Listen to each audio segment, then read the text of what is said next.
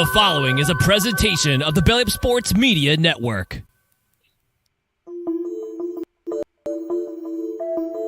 This is Haymaker Combat Sports. Here, coming straight from the source. Only with the real, they ain't here to dress it up. Sweet science, MMA, you can get it all from us. Trust, 5 stars cause it's live. And through the fight game, we can guide ya. Slick talking, putting them in caution. Passing all the goals cause the audio is awesome. What you waiting for? Spread the word, tell a friend. This the podcast where all of the discussion ends. When they start going strike for strike, this the show that'll tell you what you seen in the fight. They ain't playing on the mic, this a welcome to the show. Warm it up for the squad, Haymaker of the bros. I'm about wow, you can hear from the pros. It's Haymaker Combat Sports, time to roll. And welcome back to Haymaker Combat Sports, powered by the Belly Up Sports Media Network. I am your host, EJ Reed, joined by my fellow hosts, Aaron Admeyer, Steve Johnson. Had a little bit of technical difficulties, but we're live now. Fellas, how's it going? Good. Hey, it popped up on my screen. We look good. Everything's working. Hopefully everybody can hear us. And yeah, good job, man. It was a process, but got it done. So hopefully we don't run into any bullshit. How's it going, Steve? It's doing pretty good, man. Was a little busy myself, but hey, getting hyped for this weekend. Ain't nothing can mess that up. Yeah, it's a pretty monumental card this weekend, UFC 300. But like we always do at this time on these preview shows, let's get into some of the things that's been happening in the news in the MMA world. So there's a few things that I had on the docket. I feel like we got to kick it off with our guy John Jones. John Jones is in the news. He got into a little bit of a predicament with the it's not USADA anymore. It's the UFC's own drug testing facility. They came to his house and apparently he got a little testy with them. And his account of the story is that everything was fine after they left, but apparently he threatened to kill the woman who was taking his urine sample and got belligerent with the 2 people that came. So what do y'all think about this whole story? I mean, John Jones is kind of like Michael Jackson now. I mean, it's kind of like anything you hear might be true. I mean, even if he didn't, innocent until proven guilty, his track record makes it easy for people to accuse him. Even if he didn't do something, they can accuse him of something. And, everybody's automatically going to be like, well, maybe he did because of all the history that he has. The only stuff I've read on it, I heard that he was, bothered by them showing up early in the morning and stuff, but I don't know, man. Like it's not a good look, and you don't really get that benefit of the doubt when you have a track record like that. What are your thoughts on this, Steve? Yeah, I think it's crazy. I wonder what's different if they maneuver differently as a new company that tests. If he saw new faces and maybe he was drunk. That I think he had. They said he was belligerent and drunk, and maybe so. But did he mistake them? Is he used to the same people coming? There's a lot of missing things in the story to kind of stamp it. But wow, I think it's crazy. All these dope testings, and all of a sudden he's getting belligerent. I don't know. And maybe this is what happens when you have a lot of downtime and a lot of money. You got to really stay focused. And we all know that he doesn't stay as active as most champions because let's just admit it, man. I think he initiated himself into Michael Jordan status of MMA. What do you mean by Michael Jordan? He initiated himself into Michael Jordan status. I would say without, because Jordan, his business isn't out there like that in that world. But as far as a champion out of most who would still keep their charisma up with fighting, and that's probably the only thing you can do. Hell, if he ain't fighting, he's keeping his name in the his name stays in there, whether it follows him the energy of the publicity. But as far as his behavior and him thinking where he knows his mind is at, I think he has these actions because he knows he's a shit, which he is, man. And I think at this point is long as he doesn't tip the scale on going to jail. I mean, I think he doesn't care. I think you mentioned when your worst secrets are out, which who knows, he probably has worse, but pretty much the thing that everybody knows is counting him out, whether he's wrong or not, or doing it, he's going to get accused of it. And to me, that's negative or positive free publicity. Man, I think this whole thing is a mess. It's one thing after the other with John Jones, and he's still like my favorite fighter of all time. But, we talked about this before. I think it's going to have to be something drastic for these incidents to quit popping up with him. I mean, but if you did y'all see the video of his home camera that he released? I did not. What's it show? It shows them the two workers walking out. He gave a high five to one and gave one a pat on the back. So, he might be telling the truth. He was saying that he didn't get Bellinger. He said he did curse them out because his friend was having a party or something.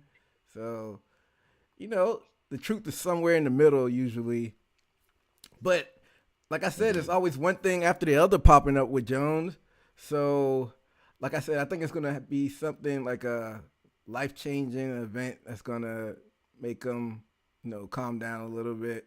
Like, even if he just cursed him out, like he knows his track record. He knows that'll get out that he got testy with them. So I think it's going to be he's probably going to have to go to jail like after killing somebody. I think that would turn it around for him, or he would have to lose because he hasn't lost an octagon. I think that would make him, go back and really sit down and reflect if either one of those happen, like him going to jail long term or him finally losing. I don't know. What are your thoughts on that? Yeah, I mean, even though, he released the video himself, but it's like I said, people can accuse him of anything and he doesn't get the benefit of the doubt, though. It seems like he did good for a while where he didn't make any headlines and was on his A game, training, doing good. And then I don't know if this last injury and surgery has changed things, because if you remember a couple months ago, there was the video of him at the comedy show, drunk, stirring up stuff. I just think that when he doesn't have a fight or something to train for, then he starts to slip and get into trouble and lets other actions take over. So I mean, he needs to stay in the gym. He needs to stay ready. If he can stay in that, fight mindset, then he does good. You know what? You make a good point. I think if we backtrack, maybe every time he has an incident, I think it's been he's had downtime. Yeah. I mean, he popped dirty for that one fight, but that's popping dirty. But like the major incidents that make the news and stuff has always been downtime things. Mm-hmm. And plus, he has admitted for his excuse if he lost, he partied hard the whole week and still whooped these dudes' asses. And he did it during the week. So imagine what he does off his off time when he's training. I mean, when he did it when he was training, so imagine off his off time when he's not. Right, because when he's in a camp, a lot of those guys, they will live together or stay together and train all day, every day together, have all their meals together. So he doesn't have that time to get in trouble and do all this extra stuff. But when he's not training, he's living at home, has this free time. So, I mean, it's sad to say, but I mean, as a grown man, he kind of needs a babysitter. That's a damn shame if you're 36 and still need a babysitter, but you kind of have a point. I mean, he's just one of those guys that's probably been pampered. I mean, he got in the UFC, 21? So everybody's been telling him how great he is. He probably has a lot of yes men around him that, won't sit down and have that hard talk with him. I know his mom passed away, so I'm sure she was a big influence in his life, even though he was still wild while she was alive. But that probably made Pele into some of the situation. But I don't know. I don't want to speculate, but I don't know. But yeah, I mean, look at the other celebrities though. Like, you just said it. John Jones kind of burst on the scene at 21. Was one of the youngest UFC champs ever, and he just like catapulted into stardom and money. If you think about other people that have done that, and other things, younger singers, actors, actresses, things like that, they all kind of hit that bumpy road because it was too much too quick. So, I mean, we can't just say it's a John Jones thing. I think it is the whole being young, and through his 20s, there was really no consequences. He got away with all that stuff. What did he get for doing the hit and run on the pregnant lady? And I can't remember. I think he had drugs or a gun in the car, or maybe both. And he really didn't get anything for it. There's never been any consequences. So now that he's older with money, I mean, he's going to do the most. And put it this way, to have brothers that probably manhandled him when he was younger, got successful before he did. And let's be honest, his brothers are his brothers, but who's famous more and has money? I think John Jones has exceeded his older brothers, and that is a whole nother high as far as achieving something. Whether they have that through the conversation of his brothers or not, I just could imagine being little bro and how they explain things when they were younger. Oh man, I think that's multiple things added up, I think. Yeah, I don't know. I mean, we could sit down here and psychoanalyze and try to figure out what's wrong with John Jones, but at the end of the day, only John Jones knows what's going on in the head of his. So, but we could all agree that we like to see him in the octagon, so we just hope he knocks it off and gets back to training so we can see him against Stipe or Tom Aspinall. I mean, hopefully that's still on the table for Madison Square Garden in November, but I don't know. We'll keep our eyes on what happens with Mr. Jones. Ain't no telling. But there's another story that popped up in my algorithm. I don't know, did any of y'all get a chance to watch Roadhouse on Amazon Prime? I did. I watched it last weekend, or I watched most of it. I fell asleep. I was tired, but me and the girlfriend watched it. She liked it. She said it was a great movie, despite what all the reviews say. But from what I seen, I don't think they should have called it Roadhouse. The only thing similar was there was a bar bouncer, but storyline, acting, I still got to give it to the original.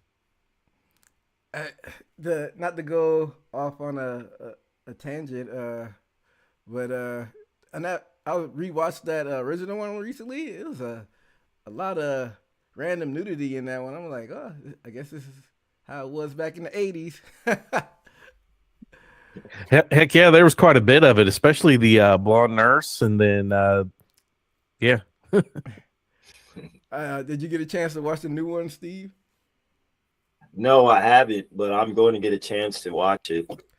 I mean, it wasn't bad. It was like a nice little action flick, like a turn off your brain type of action dumb movie. But Conor McGregor, he did a pretty decent job. But tying it back to the story I want to talk about, like am I saying, even though it might not got rave reviews, the numbers don't lie. I think it like broke records on Amazon Prime as far as like streamed original movies. And a lot of people have been saying Conor McGregor did a pretty decent job, and I think the TMC Sports cameras caught him when he was walking outside of somewhere, and they asked him about his future in films, and he said, of course, he plans on pursuing the new career in movies. So, what do y'all think about that? Y'all think it's over for him in the octagon? He said he's gonna pursue more movies. So, I just want to get y'all thoughts on that. I'll let you kick it off, Admire. Yeah, I mean, I think he comes back for one more fight. He has to, but uh, he'll do movies. But I think he'll be just kind of typecast into that same character that he was in Roadhouse, just like the fighter muscle guy, things like that. I don't know if it was real, but I seen a thing on TikTok that he might end up playing Popeye in a remake of Popeye. I don't know if that's true, but I seen it and I was like, you know what, that's kind of cool. Like he kind of has like that Popeye type look and Yeah. charisma, so it would be good. But I mean, he's going to be very typecast, kind of like The Rock. He almost plays the same character in every movie he is, just because of his body and his own personal style. McGregor's got his own personal swagger about him. I mean, I'm not mad at it. I mean, it's a good move. He'll make good money. He'll keep the attention on him. The one thing that I seen about it was, did you see the interview with him and Gyllenhaal where McGregor just seemed really off? Yeah, he looked like he was on, inebriated or intoxicated on something. Did we not talk about that on here? I don't know if we covered it or we might have glanced over it, but yeah, that was the big takeaway for me. I was like, wow, that dude. I mean, it kind of reminded me of some other interviews that fighters have gave. Yeah, the actor dude looked like what did I agree to? That was bad. I don't know what was going on there. He's been going crazy, but as far as being typecasted, you talk about The Rock. I mean, The Rock does get typecasted, but The Rock's still the highest paid guy in Hollywood. So I guess you could typecast me all you want if you're gonna cut that check. So if McGregor gets typecast and still making a bunch of money, I'm sure he wouldn't mind that. That's interesting. Yeah, Go ahead. but I think McGregor, though, the thing that really puts him in the typecast is his Irish accent. Like, The Rock, when he plays his wrestling character, he kind of has a way he talks and does that. When he's Hobbs and Shaw in those movies, like he has kind of a different way of talking. Like The Rock can mix it up because he speaks perfect English. McGregor is going to have that Irish accent the whole time, so I don't know how versatile his acting can go. Whoa! They invented the language over there, or close over there. The UK. Maybe we're not speaking it right. Right. Well, but I mean, if you're watching movies here in America, you want to hear, True. I'm just fucking English. with you. I'm just fucking with you. right.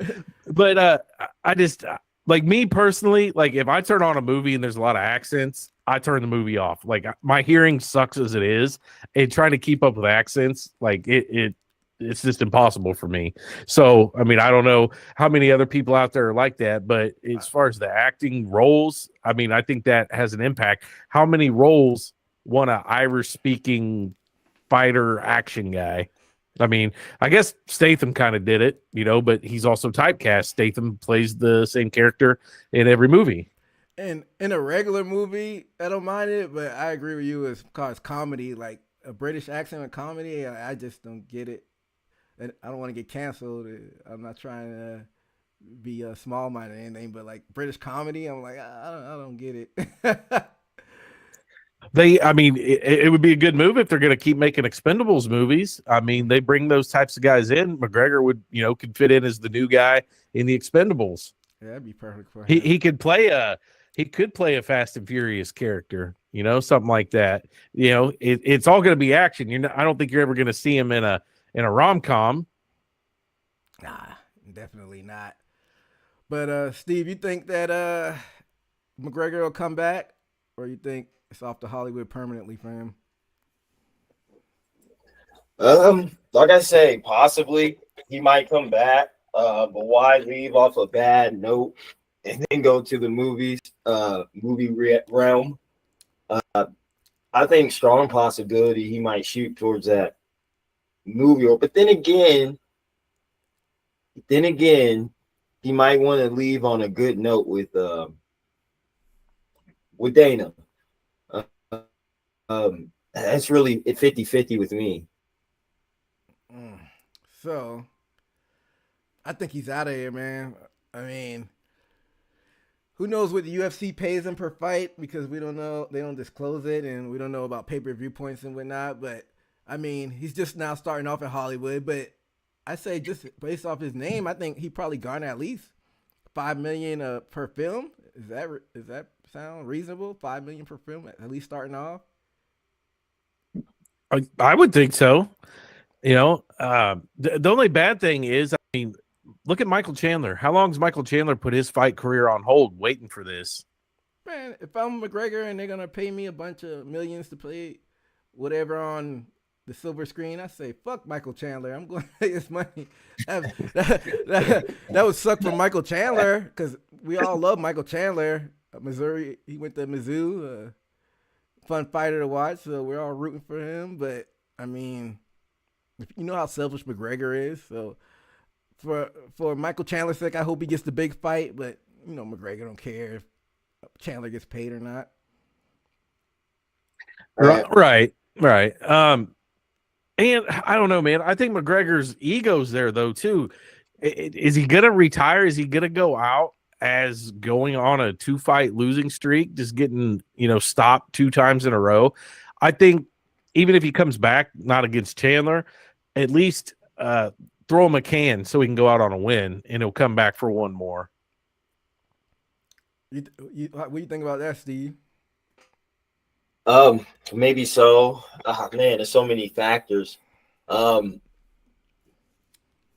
don't know. Maybe I wouldn't want to say his injury kind of scared him in his career, but I don't know. But I know one thing, man. If he doesn't fight, Michael Chandler's gonna need one big hug from the MMA community. Because damn, right? Damn.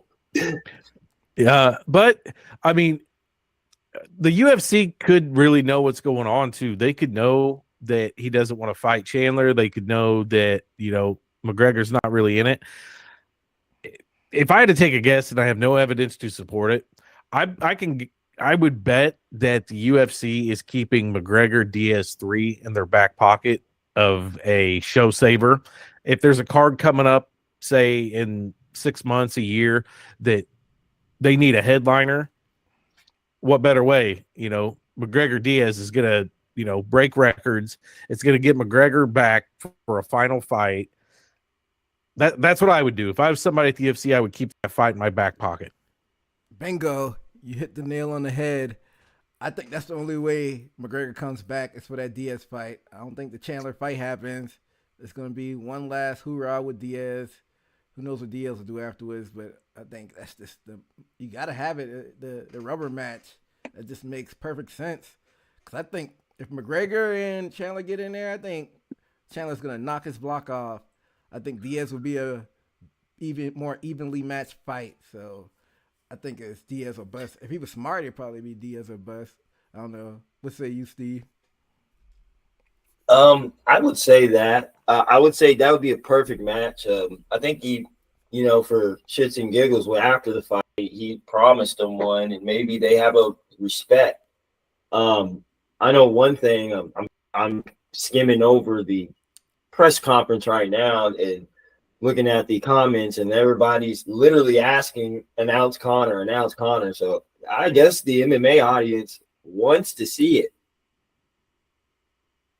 Yeah, I mean, his name still carries weight amongst the MMA fans. I don't know why. I guess the allure of him knocking everybody out in the beginning still carries something, and his charisma. But, shit or get off the pot is what I say. So we'll keep our eyes on what happens with McGregor. But I'm tired of hearing him. Will he or will he not? Just come back and fight or retire. But before we get into this card happening this weekend, it's one last story that we missed. It happened a few weeks back. Did y'all see the settlement with the class action suit? Yeah, I got a pop-up on my phone about that. I didn't look too much into it. I knew kind of what was going on. When did that finalize? That was I think it was around March 20th, around that date. I think so. So it was 1,200 fighters in the class action suit, and we talked about this when they filed it, or when it was picking up steam. How they in the suit they alleged that the UFC contract structure and business practices suppressed their ability to negotiate and explore other promotional options, creating that monopsony. I got it right this time. And it was headed by fighters like Kung Lee and Kyle Kingsbury and Brandon Vera. And the final result is they didn't go to trial. They settled for $335 million, which ends up being like $270,000 for each class action member, which is nothing to sneeze at, but you're not going to retire off of that. So what do y'all think about this? Do you think the fighters should have kept going on, or you think they should have just I don't want to say folded, but just settled for the money? Because settling for the money doesn't resolve these issues that they were talking about. It doesn't really create any more rights for the fighters. So it's kind of maybe got the ball rolling for something in the future, but nothing really got done by them settling. So I'll start with you, Amaya. What do you think about this? I don't know if the UFC paid it and settled because they just wanted to go away, or if they thought that they were wrong. I don't really understand, though, what the fighters were suing for. When you're a contractor, which they are, and you sign a contract with a promotion, you don't go work anywhere else. Like, that's kind of how it works. The Rock with WWE, he has a contract. He can't go work for AEW and do other things. You're under contract. So I don't understand the legal basis of this. I guess to look at it on the flip side, if you're a contractor and you build homes and you sign a contract to build somebody else's home, you're allowed to work on somebody else's home at the same time. So, I mean, maybe that's the way the courts were looking at it, or I don't know. I don't know the legality and really the problem with what was going on. So basically the fighters were saying that UFC wasn't negotiating in good faith, and they weren't paying them what they probably should have been paid, and they were kind of eliminating the competition, so they didn't even have options to, when your contract is coming up to an end, to kind of negotiate and have like a bidding war. I might be getting it wrong a little bit, but I think that was the gist of it. So what do you think about that, Admire? Well, I could see if they were under contract and the UFC wasn't putting them to work and giving them fights. I could see a basis for that. I kind of understand it. If your contract's coming up, you only got one fight left, but you're not allowed to start exploring options. You have to wait until they offer to re-sign you or they cut you. I think that the contract should be written in a way that, if there's one fight left or whatever, you're close to the end of, that should be written into the contract. You could start negotiating at this point towards the end of your contract or something. But I mean, did this lawsuit change the way that they did anything? I haven't read that. No. It only matters if they change something going forward. It didn't change anything, so I get why they settled, because attorney fees rack up, and UFC could probably keep delaying it and putting out motions to continue and keep delaying the process going on and trying to drain you so you can't afford attorneys and prolong the process. But like you just said, when you settle, nothing really happens. Like no union is putting into place or nothing to that extent. So I get why they settled, but at the end of the day, it didn't really do anything. Steve, what are your thoughts? Yeah, I guess when you do settle, I guess you can look at that as a payoff. Get off my back. I guess I think Dana has when he says he's the best in the game, I think he has it designed in a way to where he cannot get in trouble legally. Like I hear that if he offers you a fight, it's the same as, he say, people say, can you give them a fight within their contract? But the thing that Dana does is it's the same as he'll offer you a fight, and it's you can deny it. It's your problem until we give you another one. I think that's how Dana gets away with a lot of stuff.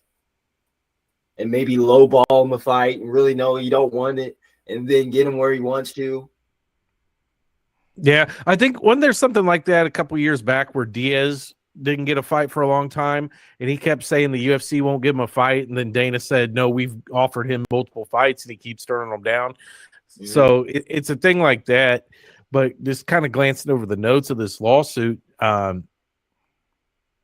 yeah, the UFC basically denies any wrongdoing, and they settled it basically to save money is what I'm picking up, and this could all be saved if you could get some of the major, fighters to form a union, take all these long contracts away, put all fighters, no matter if they're UFC, PFL, Bellator, any of that stuff, just put all fighters in a fighters union and make these promotions go to them and say, hey, I want to hire you for this event, and just do it, a 1-for-1.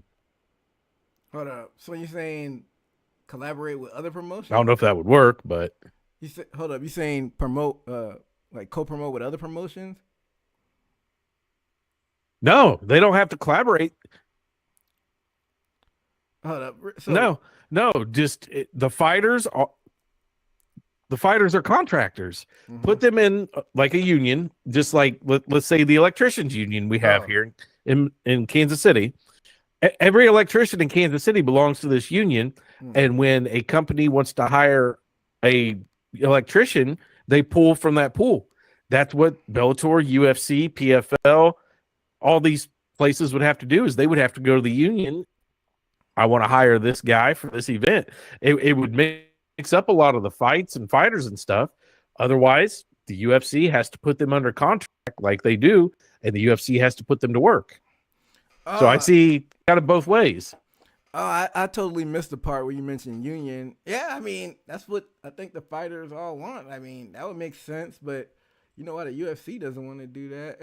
Because if there's a union, they'd be able to, structure the payment system where fighters get paid more.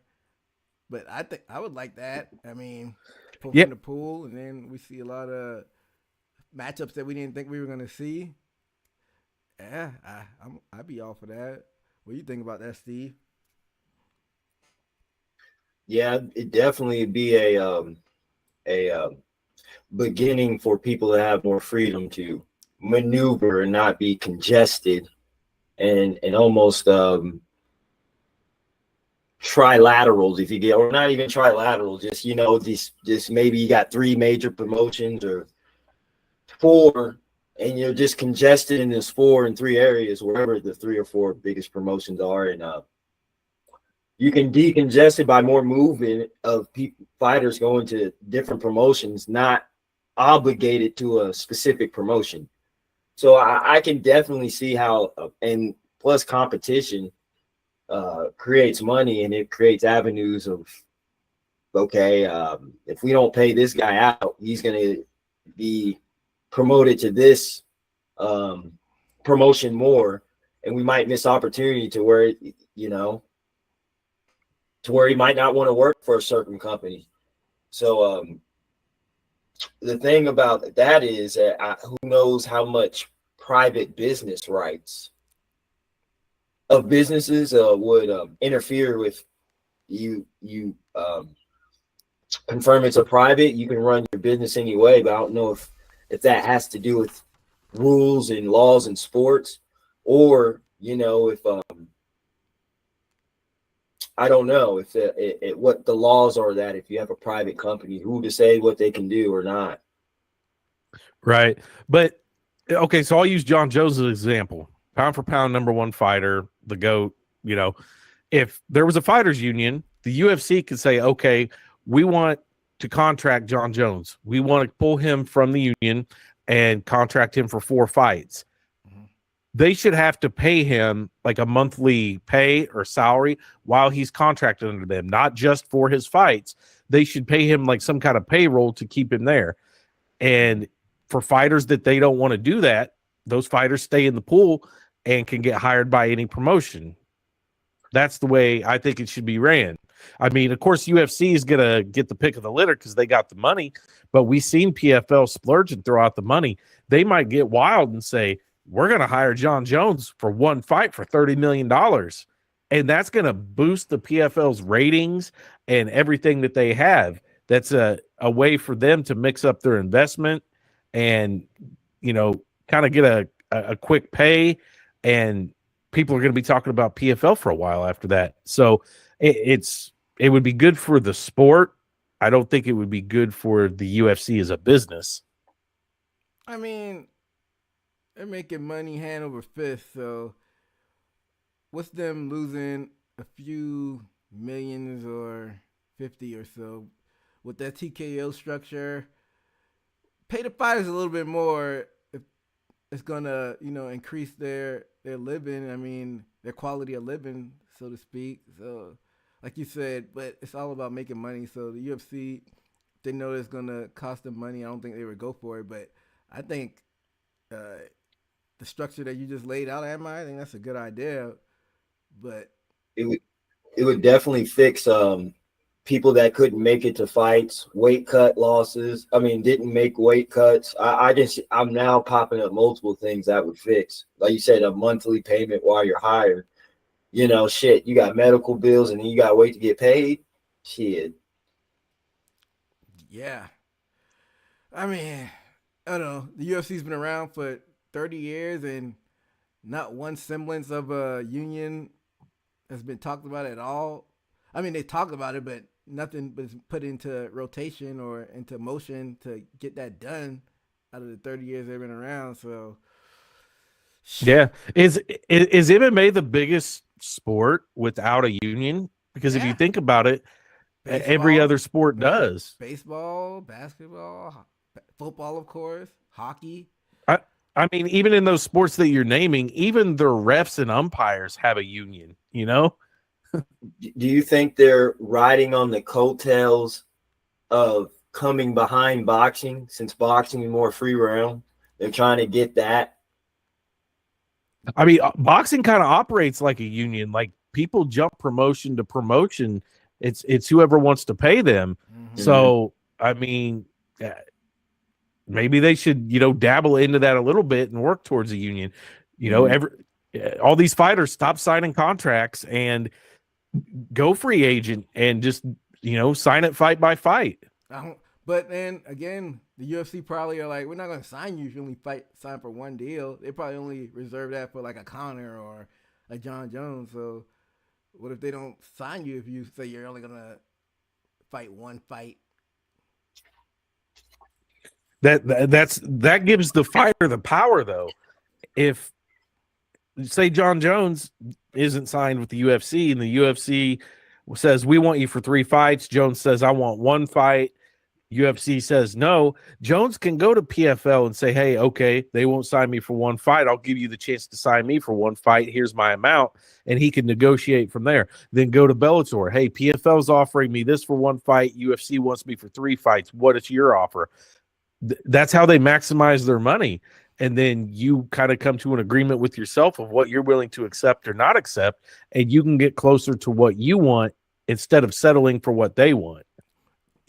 I get it, Amar, but that worked for John Jones. But what about Jimmy McMuffet that's just coming to the UFC and they're like, we're only gonna sign you if you sign for 4 or 5 fights. We're not gonna sign you to a 1 fight deal. Try getting that at Bellator, and Bellator says the same thing for them. Right. Okay. So I'm just a nobody, but they want me for 4 fights. Then agree to pay me X amount a month that I'm signed with you. This is my price for the fight. You know, I want my health insurance covered. I want this. Bring more negotiating into it.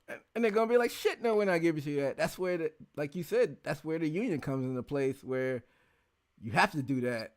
Because if they try to do the independent contracted thing, like you said, just go from promotion to promotion like boxing, only the top level stars would benefit from that, and the lower level guys still wouldn't have any like negotiating power. So they need Right. The lower level guys would probably undercut each other too. Yeah. You know, oh, this guy, he wants 20 grand per fight. I'll do it 15 per fight. You know, you're going to have undercutting. So the union would protect that. You know, they would have like a collective bargaining agreement to where this is the minimum. Everybody has to make this minimum. You have to provide this, provide that. I think it's worth exploring, but I mean, 3 guys on a podcast aren't going to solve it if the guys that are actually fighting and doing it haven't decided to do it. You know, there's nothing that we're going to say to convince anybody. That's true. Just pay the fighters, Dana and UFC brass, because I mean, they're giving basically their lives up to entertain us, and you can't throw them an extra $50K every time $50K goes out. Dana acts like he's giving them the lottery. We granted guys another $50K. I mean, that should be a given, man. But yeah, acting. I mean, $50K is a lot of money, but on their level, it's really not. Yeah, you know what I mean? Yeah, I mean, give me $50K. That would help me a lot. But still, like you said, on their level, I mean, coaches and they got to pay to train and all of that and taxes. So you probably only get 25 of that $50K after taxes, and then you got to pay everybody. So, you know, that dwindles down really quickly. But let's move on to what everybody came for. UFC 300 this weekend. And this is a big one, fellas. This is a monumental one. We don't see these 0-0 cars happen too often. I think once every 7 years or so. Last one was 200, which was headlined by Amanda Nunes and Miesha Tate, go figure. And then the one before that was Brock Lesnar versus Frank Mir, if I'm not mistaken. But this one, we got Jamal Hill versus Alex Pereira. And once we talk about the main event, we'll get into, you know, what that means in the history books and the annals of UFC. But this is a jam-packed card, fellas, from the early prelims all the way up into the main event. So, you know, we usually only do predictions for the main event, but since this is such a monumental card, we're going to predict this whole thing. So, in the early prelims, let's get started with that. Former UFC flyweight champion Davison Figueiredo versus former UFC bantamweight champion Cody Garbrandt to kick this thing off. This could headline one of these bullshit fight night cards that they had, especially the one last weekend with Chris Curtis on there and Allen. But I digress. Admire, I'll let you kick this one off. What do you think about this one? Man, this is a banger to open up this card. I've actually got my bets pulled up, and so my picks are going to be based on my bets. I'm going to be these. I love Cody Garbrandt, man. I love his style, especially like when he fought Dominic Cruz. Like, he seemed untouchable. Got the knockout losses to TJ and I think one other. I love Cody Garbrandt, man, but I don't see a path to victory for him. I got to go with Figueiredo on this. I think Figueiredo has too many tools. I think Figueiredo's fought the better fighters. I think it's an easy pick, you know, and I'll give the lines kind of as we go through if you want. Yeah. You know, Cody Garbrandt is a plus 250 underdog. Figueiredo is a minus 300 favorite. So I'm definitely taking the favorite on this one. You said Figueiredo is a minus 300? Yes. I kind of like those odds with picking Garbrandt because this is really like what Figueiredo's second fight at bantamweight. He hasn't been there for long. Interesting. Before I get my pick, what are your thoughts on this one, Steve? Like I said, I've been a fan of Cody Garbrandt, and that tells you that how, just considering how many times we wanted him to rise to the occasion. What was it? What is it? Block his left because he always gets hit with the overhand right. Davidson Figueiredo, he looked good for his stepping up in weight. Mm-hmm. And plus, like we said, a flyweight that could look like he can fight in bantamweight. Cody is not the tallest bantamweight, so I think it'll even out. Plus, I think Figueiredo, as he showed his last fight, has enough strength to compete with these bantamweight fighters. I think he's one of those dudes who cut down to flyweight to punish himself when he's really a bantamweight. So I would have to go for Figueiredo, how he looked and never been compromised on his chin. Did Moreno not finish him once? So the fights with he's so Figueiredo's had like 5 fights the last 4 years. He went to a draw with Moreno. He lost via submission to Moreno, and then he went to decision and won against Moreno. He's fought Moreno 4 times. Yeah. 4 of his last 5 fights were Moreno. And Moreno TKO'd him that last fight. Yes, and then Figueiredo's last fight, he decisioned Rob Font. So what do you think about that, Steve? You were saying how durable Figueiredo is, and he got finished by a flyweight. Yeah, but Doctor stoppage. It was doctor stoppage. Still finished. Yeah, yeah, true. But Cody's been obliterated on the chin, like caught, bow, head shake, to where it's more of a, you can't really judge somebody's brain damage. But just as a fan, I don't know. Everybody's brain's different, and you kind of want to jinx yourself. But just looking at it, I'd rather have what Figueiredo going on with his chin than what happened to Cody or that happened to me.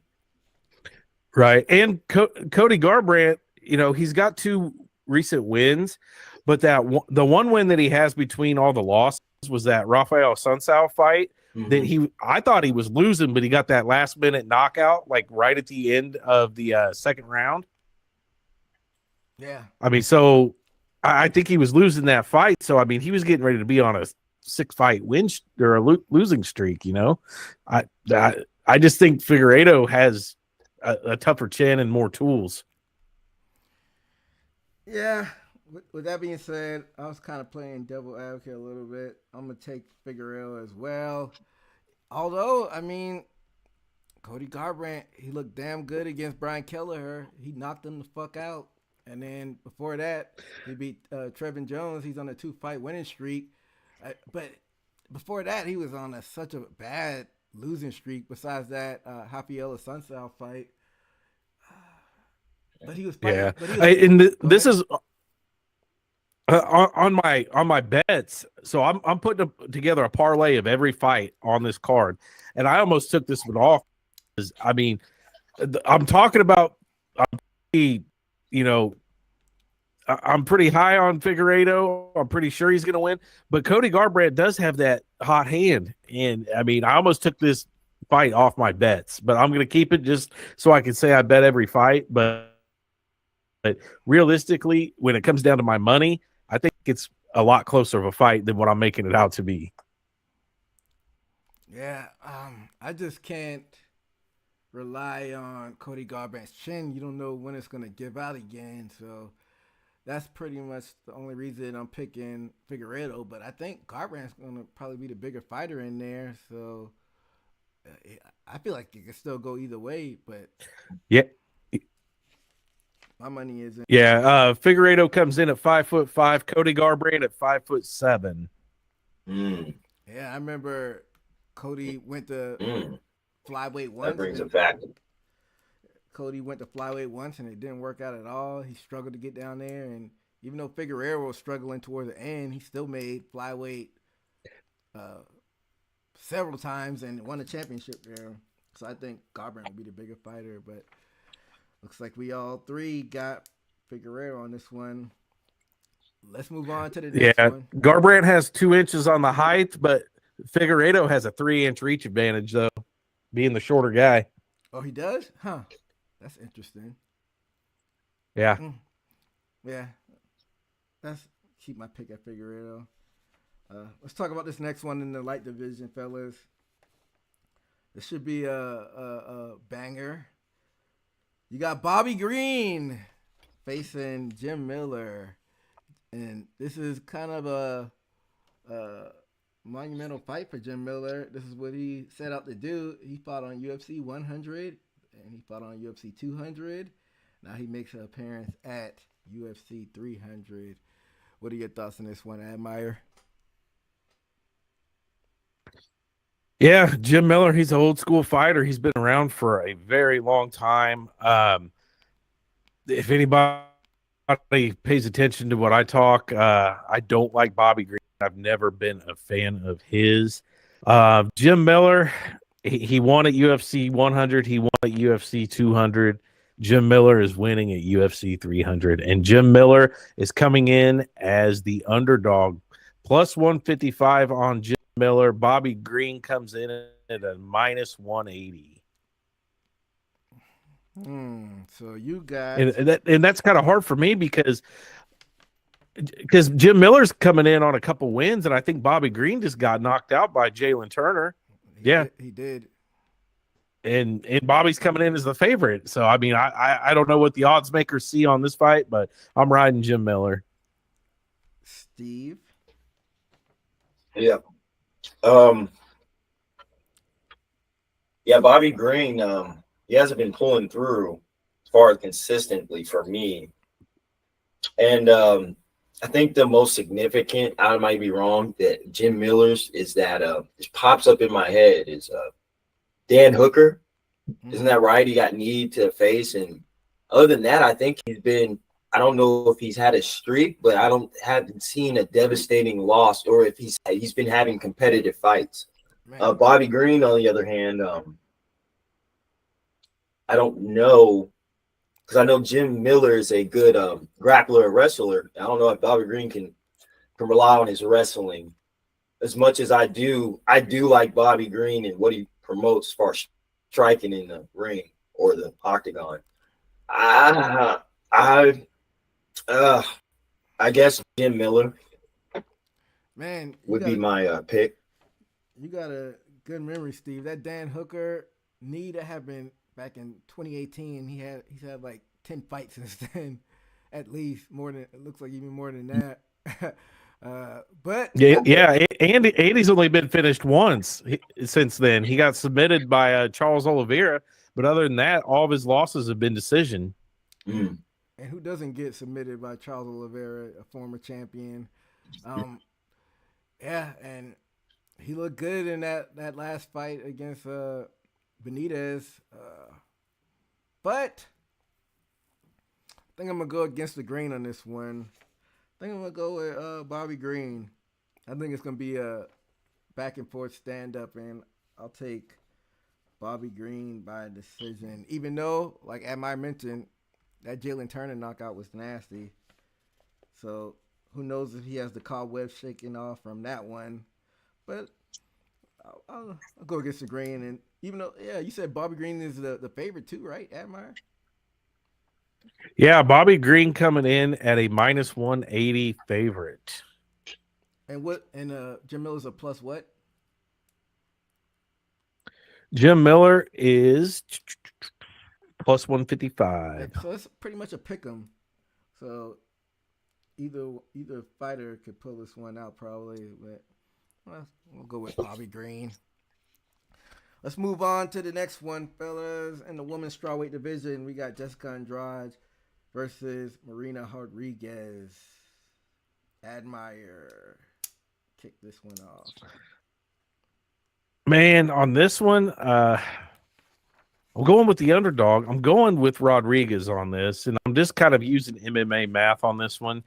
Andrade's coming off a TKO win of Mackenzie Dern. Rodriguez coming off a TKO win of the karate hottie Michelle Waterson. I'm just saying Rodriguez because she doesn't have as many losses. On draw, she's fought everybody. Kind of spotted with her wins and losses. She was on a 3-fight losing streak before she ran into Mackenzie Dern. I think I just feel Rodriguez on this. Rodriguez is a plus 119 underdog. Andrade is the minus 139 favorite. Kind of a pick 'em almost. So you're taking Rodriguez. It's so Yep. it's crazy. I'm looking at her record, and just when I think well, it looks like she's haven't done too well with well, she didn't get finished, but to me some of these people are good grapplers, and like Lamo, she KO'd her, and it's surprisingly she got a Rodriguez got a win over Jan, who's about to compete with Wei Lee. Yeah, and got a win over Dern and Horst Watterson. It's kind of hard for me to be confident about Andrade and how her win consistently, especially lately. I would say, let me see how many losses she has. But anyways, I think I'll have to go with I think Rodriguez. Yeah, Rodriguez, because yeah, she's been finished Once. Yeah. Rodriguez. compared Yeah, to one time. Andrade. Yeah, so that's who I'm gonna have to go with. And I also forgot to mention Andrade's former strawweight champion. She got Mackenzie Dern out of there. I'm gonna go against y'all on this one too. I think Andrade keeps the momentum going, and I say she finishes her. I'm going to limit say she finishes her in the second round. So Steven Admire have Rodriguez, and I have Jessica Andrade. The featured fight on the early prelims, the fighter we talked about before in the show, Jalen Turner versus Renato Moicano in the lightweight division. Admire, what are your thoughts on this one? This is an interesting fight. Both these guys, I feel like they're really big for the weight class. Looking over both the records, Jalen Turner, we just talked about the Bobby Green knockout that he had last. And then before that, he had a couple losses, split decisions to Dan Hooker and Gamrot, no slouches there. Before that, he was on a really good winning streak. Renato, he's got losses to anybody notable.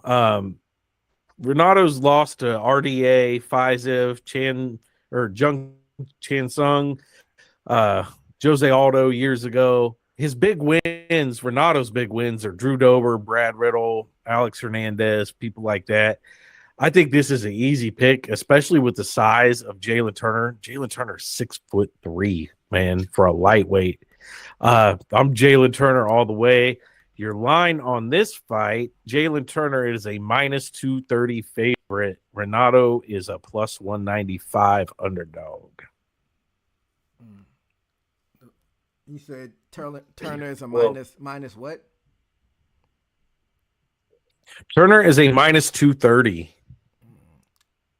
Yeah, I mean, I guess the money would be on the underdog if he's a plus. You said 150 or so. Steve? Yeah, I'm gonna have to go with Jalen Turner. Although Renato, I like his striking style. It seems that it almost works if somebody's over aggressive, and it seems like Jalen, it takes his time technically with his opponents, which I don't think he'll be caught in those KO spinning elbows and stuff that Renato does, especially as Jalen, the taller fighter, and I think he even fights long. I'll definitely have to go with Jalen Turner, especially, I mean, it's not perfect, but if you look at his run up until now, I mean, he shows that he's a good, consistent fighter for what, he has on his resume. Yeah. I like Turner's fighting style. He's a long, lanky fighter, likes to strike. But Moicano, I mean, he's no slouch either. Black belt in jiu-jitsu. So I don't think Jalen Turner wants to play those games on the mat. He probably wants to keep it standing as long as he can, and not go and grapple with Moicano. And Moicano's coming off 2 wins against Brad Riddell and Drew Dober. And that Drew Dober fight just happened 2 months ago. That's a quick turnaround for Moicano, and that might come back into play. So give me Jalen Turner as well. This one may go to distance, though. I don't know if Turner finishes him. So all 3 of us got Jalen Turner in this one. Let's move on to the preliminary card. To kick this one off on the featherweight division, we got Sodiq Yusuff versus Diego Lopez. Admire? Well, this one, I'm just kind of throwing a dart at the wall on this one. To me, these guys are similar fighters. They fought similar caliber guys. You got Diego that is on a 2-fight win streak. You got Yusuff on, coming off a loss to Edson Barbosa. But Yusuff does have some, notable wins. He beat Andre Fili, Alex Caceres. Diego Lopez is coming in as a minus 144 favorite. Yusuff is plus 124 underdog. I'm going with the favorite Diego Lopez here just because I think Lopez is better on the ground, got a better jiu-jitsu game. I'm hoping it goes to the ground and he can get him out of there with a submission. Okay, so you got Lopez. Definitely.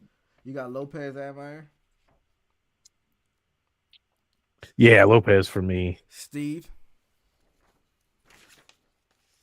I'm gonna have to go with Sadiq. It seems like I think his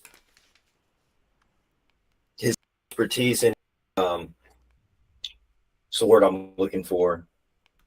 He's been in there a longer. See from his fights to where Lopez, I think he only had 3 fights so far in the UFC. Lopez. I think experience. How many? So Lopez has 3 fights in the UFC. He's 2-1, not counting the Contender Series fight. So, and not saying he might have not had experience. I think Sadiq's experience is going to pull through. I mean, I really think his fights I didn't know he had that many fights more than Lopez. So, I think Yusuff might pull this off. Okay. So you got Yusuff in this one. I'm going to go with Lopez. I'm going to side with Admire in this one. I'm going to go with Lopez. I like his style. He's a Brazilian, but he has that Mexican style. And I want to say he fights in Alexa Grasso's camp in Mexico, so maybe that's where it stems from. But I just like he's an action fighter. He goes for it. Doesn't put it on boring fights. So let me get Lopez in this one. And I'm excited to watch that one now. But let's move on to this next one. This could have been on the main card. We got former women's bantamweight champion Holly Holm versus the debuting, hyped up Kayla Harrison. What a lot of us been waiting for her to make that jump and to finally test those UFC waters. It should be a good one. What do you think about this one, Admire? I don't think you guys are going to agree with me on this, so I'll start with that. But I think this is going to be a Holly Holm win. And I'll give some supporting facts with that. Holly Holm shows up big when she is not expected to. It all started with the Rousey fight, and she's pulled off some big wins when she really wasn't supposed to. Yes, she's lost a lot of fights that she probably should have won as well. But I'll start with that point, and then the X factor that I'm going bring in is Kayla Harrison. Her last fight was at 150 pounds. I don't know if she could even make weight for this. She's good size. I think she's like 5'8" or something like that. Pretty good size to her. Can she cut down and make weight is going to be the big question. Her last loss was 2 years ago. She lost to somebody that was in the UFC, I think, twice and had been cut twice. I think they were in the UFC, got cut, came back, did the Ultimate Fighter, and didn't make it through the Ultimate Fighter. And that was a decision loss. Yeah, Pacheco. So using that as kind of a gauge of what Kayla Harrison can do, I know MMA math doesn't add up, but if she was decisioned by somebody that really couldn't cut it in the UFC, going against Holly Holm, who's been to the very top of the UFC, for me, it's easy pick. To the odds makers, it would not seem. Kayla Harrison is a minus 440 favorite, and Holly Holm is a plus 340 underdog. So they expect Holly Holm to just absolutely get wrecked. And I'm taking Holly Holm. I've got her on my bets. Interesting. Steve?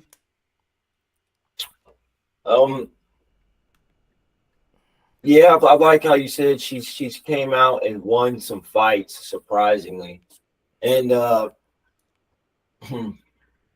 it's kind of one of these fights to where these newcomers don't get a warm up fight and they get thrown right into competition, which is Holly Holm. So it's kind of hard to see where she's at as far as UFC competition. Like you said, she got beat by somebody in the UFC, and Holly Holm hasn't necessarily looked bad either lately. Still, as far as her age, I think one of the older women that fight, still in shape. And man, my mind is blurry, but either I noticed her last fight, her stamina has impressed, and I think she has put emphasis on intention in her striking. I think last fight I remember, I think she was actually trying to put some sting on him. I was going to Kayla Harrison, but I haven't seen her fight, so I'm going off Holly Holm and what I know.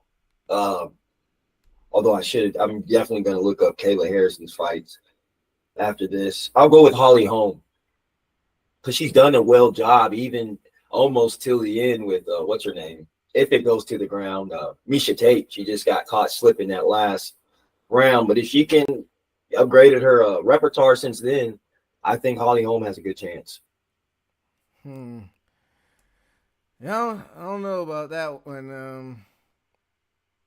All makers have it at minus 400 for Kayla Harrison for a reason.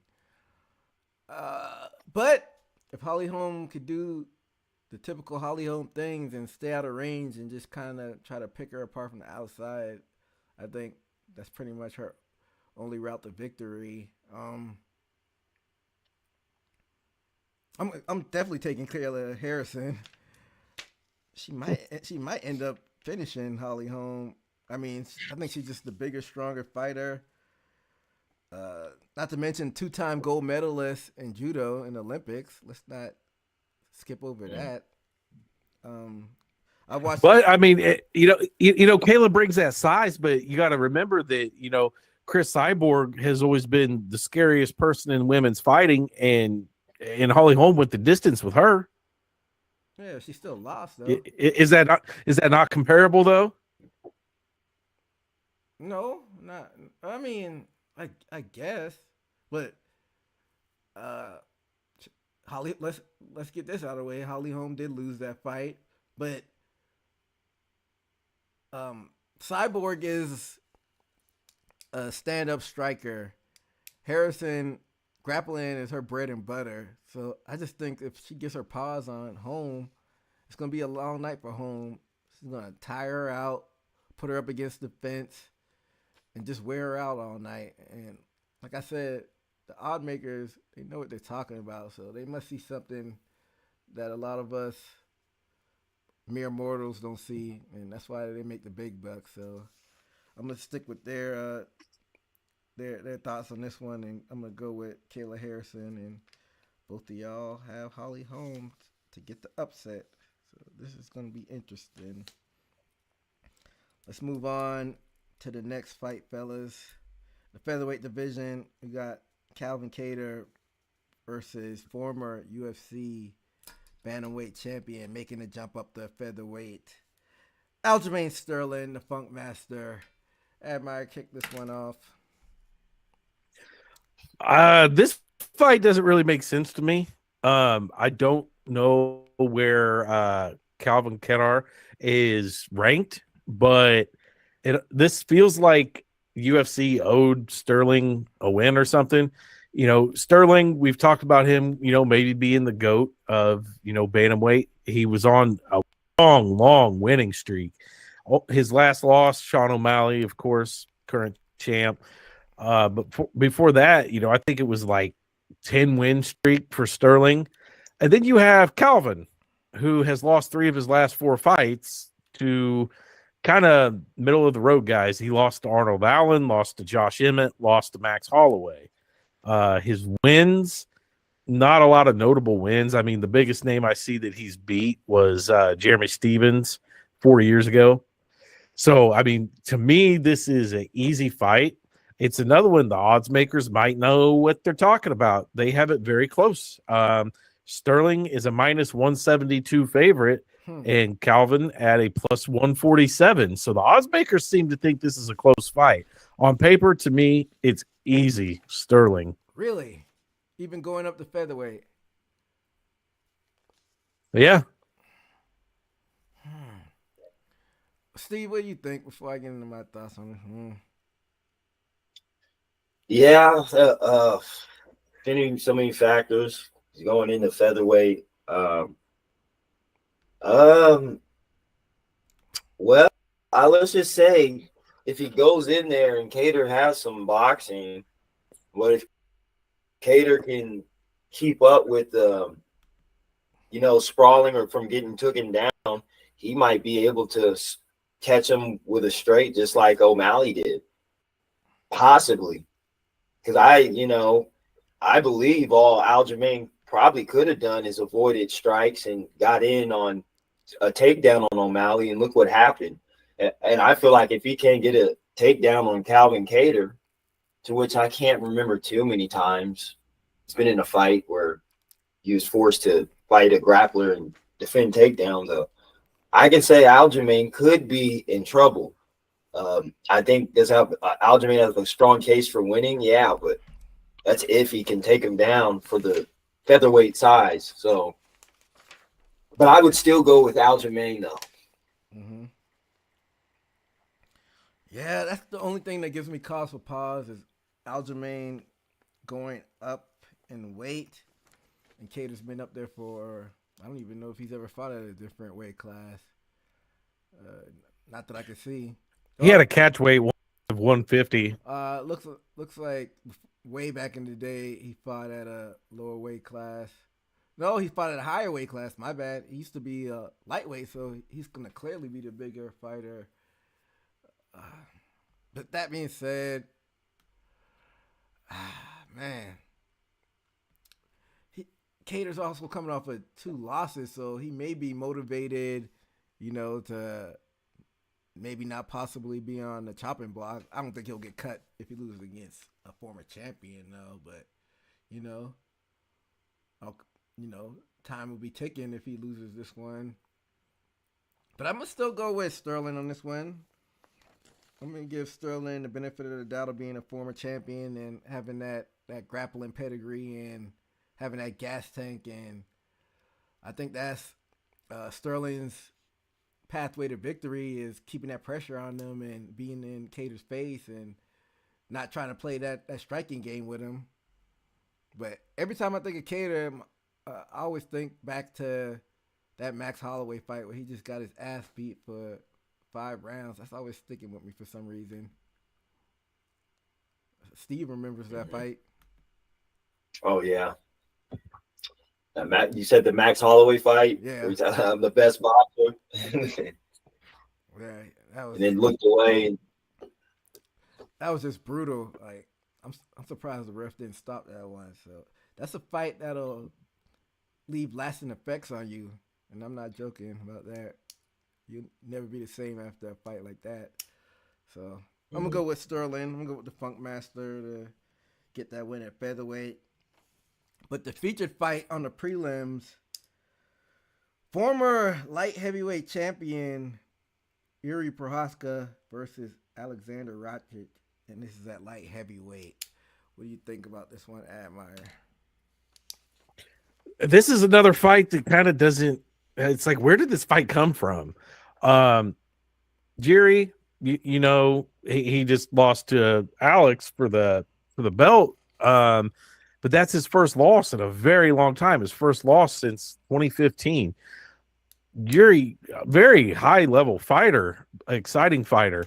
And then you have Alexander Rakic that's not fought for 2 years. His last fight was a loss in 2022. He's fought some high level guys, but it was years ago. That whole division was different back then. He's got wins over Thiago Santos, Anthony Smith, Jimmy Manawa. That's about it. Then you have Gary, who, you know, like I said, fought Alex. He's beat Glover, beat Dominic Reyes, beat a lot of big name guys. I think this is an easy pick for me. The odds makers have this at a pick 'em. Minus 115 and minus 105. And I mean, 115 to 105, they have Geary as a slight underdog. And I don't know why. So, yeah, give me Geary. So Admire has the former champ. What are your thoughts, Steve? Yeah, I'm leaning more towards Jerry, just because it seems like he went into a roadblock with Blachowicz. Like I said, he won over Santos, but he was on his way out. Anthony Smith, we know where he's at now. I think, let's see, 2022, and that was 2 years ago. So who knows if he's been battling an injury. Alexander, Jerry, he's just been on a tear, wear and tear, and only ran into Pierre. I mean, I don't, like you said, they may know something, but I just can't see Jerry losing because from what I remember, Rakic got all his wins from stand-up, right? I remember the Jimmy Manawa one, definitely. I think Jerry got that in the bag if he's going to be a stand-up. I don't know. So so Admire, you said you didn't have any. How come you don't have any faith in Alexander? I mean, it's 2 years since his last fight, and he's coming off of a loss. He doesn't have. I mean, Anthony Smith, I guess, was good back in 2020. It was a decision win. He's been as active, you know, and coming off a 2-year hiatus into a big event like this against a guy like Jerry. I think it's a recipe for disaster. Yeah. Like Jerry just fought for the belt, and this dude's coming in to fight the guy that just fought for the belt off a 2-year layoff. Yeah, but I mean, I'm not saying that Alexander's bad, but I'm saying that's a tough task, you know? Yuri got knocked out though, so you don't think that may play in a factor? Wasn't that kind of a questionable stoppage? Yeah, I thought it was questionable. I think he wasn't fully out. They stopped it a little bit early, but I'm trying to give both sides of the fence. Yeah, I'm with y'all too, though. I think Prohaska goes out there. I think he might even style on him and do some crazy spinning, unconventional, unorthodox type of shit on Rakic, and he might get the knockout. So I'm taking Yuri as well. that's a long layoff, like you said, 2 years. You know, Dominic Cruz said there's no such thing as cage rest. I don't believe that. It's nothing like going in there and getting live rounds. So even if you sparring, so I'm gonna go with Prohaska on this one. So we've gotten through the early prelims and the regular prelims. So let's now take it to the main card. And the curtain jerker for this one in the middleweight division is no other than the UFC banks on this guy to be their next golden goose. Bo Nickel versus the world beater, and of course I'm being sarcastic, Cody Brundage. Admire, go ahead and kick this one off and mention the astronomical odds on this one. Yeah, no doubt who I'm picking in this one. I've been high on Bo Nickel since he was on Dana White's Contender Series. The dude's got 5 MMA fights, 5 finishes. I do believe that he is the next big thing. But, devil's advocate, we've had a lot of people that were the next big thing and didn't really pan out. See Sage Northcutt. So anything can happen, but I think Bo Nickel is just so well versed in every part of fighting. High level wrestler, high level striking. He's got it all. To get to the odds that you mentioned, Cody Brundage plus 1,100 underdog, Bo Nickel a minus 2,300 favorite. What that means is you have to bet $2,300 on Bo Nickel to win $100. That's how much they think he's going to win. That's ridiculous. Hey, it might be worth putting $20 on Cody Brennan to see what happens. No? Yeah, $20 will net you what, 220? It's worth a shot. It is the MMA game. Anything could happen. But Cody's only got 5 knockouts out of 15 wins. It's not bad, but he's 10-5 in his career. So, the odds just aren't there. I don't even think it, for me, I'm not going to throw $20 away. It's so one-sided. This might even be a fight that I look at some of the prop bets on. You can bet, what kind of, is it going to be decision, knockout, submission? I think Bo Nickel's just going to absolutely toss this guy around and do whatever he wants. Not so hot of a take because, like you said, Bo Nickel is heavy favorite in this one. Steve, what are your thoughts? Definitely. Damn, the odds explain it, don't they? Like you said, I think he's be able to do whatever he wants grappling, and even in the stand-up game, might even have him there. But for how wide the odds are, that I wonder if that brings you pressure to stop the fight even faster. Which I figure that you do your game, but damn, if I had that many odds, you better just be taking one hand, putting him down, and spanking him. You know what I'm saying? Like, this is, I don't think we ever seen odds this wide since we've been on this, on the show. I don't think so. Not since at all. Not since we started.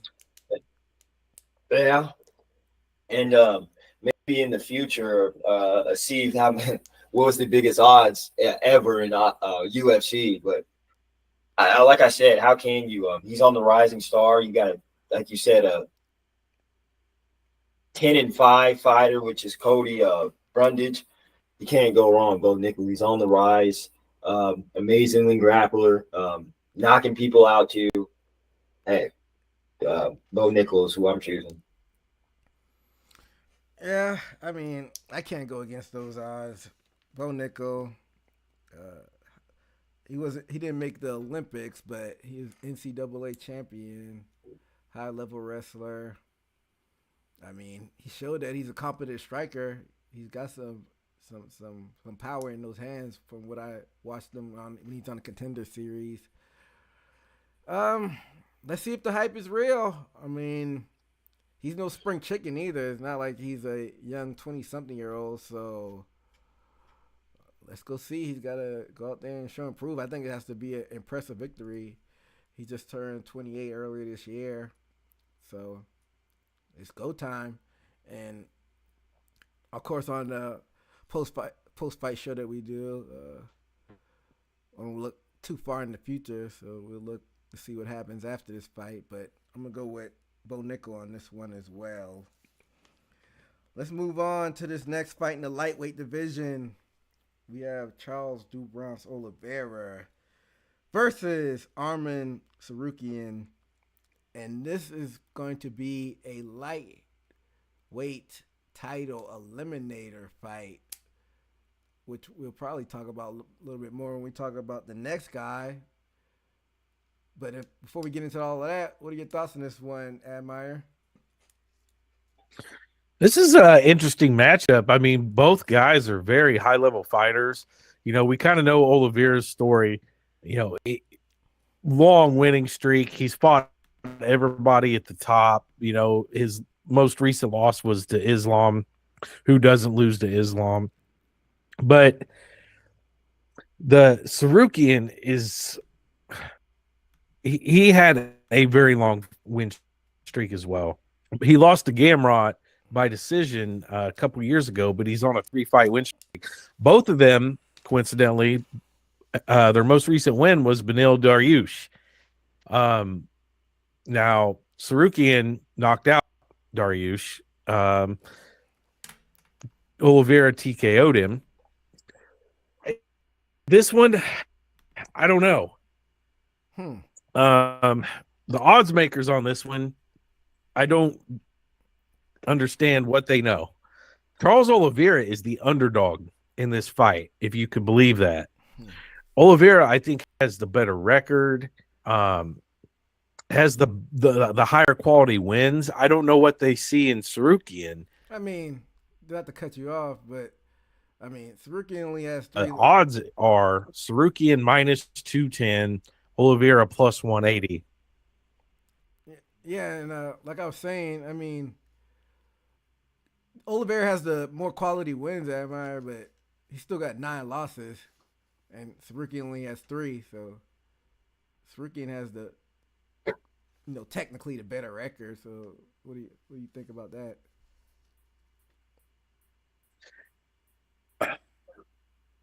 I think Oliveira has more tools. I think everything points to Oliveira. The only thing Tsarukyan has is the more, but like you said, the more recent win streak. But you have to look at who Oliveira's win streak was broken by. Yeah. I think, I mean, he lost to Makhachev. Everybody loses to Makhachev. That's the way it is. Yeah, I mean, I'm sticking with it. Oliveira. Okay. Steve, what are your thoughts? I think Oliveira's a beast, but I may see some things because although I feel like, and it was some years ago when he fought Islam, but he was giving him some mean, and they were sophisticated transitions and grappling when they're on the ground. And I think he's on or just below a level of Islam because the way he fights, and when Arman he fought Islam, like I said, gave him a good go and grappling, and it seemed like Islam was a little bit more experienced, quicker transitions. To where Charles Oliveira, maybe, and I have to recollect if he's been taken down. I don't, but it seems that he's easily been taken down from a strike. Michael Chandler, and as we seen Arman, the way he got his knockout with Dariush, I think Oliveira, when he gets hurt and Arman gets a hold of him, who knows but I think he's more susceptible to get hurt. I think Arman might have something as far as a submission himself, just like Islam. I mean, Islam I hurt Oliveira and got submitted with a arm triangle, I believe. So I think very easily that can happen with Arman, because Arman's no joke. I've been looking at his fighting style, and I think been complimenting it on the past shows. But I think he's a problem if Oliveira isn't careful, and I think I may be leaning towards him to winning. So you're leaning towards Arman? Yeah. Okay. I think I'm going to go with Oliveira on this one. And I don't really have any rhyme or reason because you made some good points as well, Steve. But I don't really know, because we know that over the past few years, Oliveira has fell in love with his striking, and he might want to try to think about going to the ground game on this one. I don't know. He might want to try to mix it up, because isn't Oliveira a black belt jiu-jitsu practitioner, if I'm not mistaken? Yeah, Oliveira is a third-degree black belt, I believe, in jiu-jitsu. I think he's pretty ranked up there in Muay Thai striking. You got Arman. Arman's, heavy wrestling, heavy striking. Yeah, I don't know, man. This one could go either way. I'm gonna stick to my guns though and go with Oliveira, but like I was mentioning earlier, this is a title eliminator. So, what do y'all think about Justin Gaethje saying that he wants to give these guys the next shot at the title? He wants to wait until MSG. And what do y'all think about that? Yeah, I mean, Justin Gaethje, I mean, how did he do against Oliveira? What, didn't he get submitted? Yeah, he Yeah. definitely lost. Yeah, and then Gaethje's kind of up there in stardom. He can kind of wait and do what he wants. We're going to talk about him in a minute. I don't really think that beating Max Holloway garners him a title shot, and I think he understands that. That's why he says let these two guys go ahead.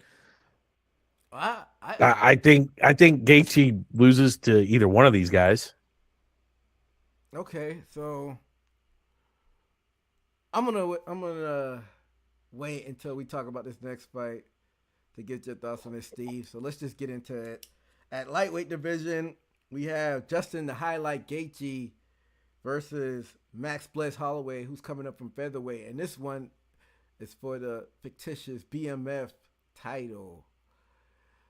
Let's get it right into it again, Admire. What do you think about this one? I think this is an easy pick. Justin Gaethje is just a violent dude. He's big, great gas tank. Not taking anything away from Max Holloway. Max Holloway's fought everybody from the top to the bottom, never backed down. I think doesn't Max Holloway still hold a thing? He's never been knocked down or something like that. Some crazy ass statistic like that.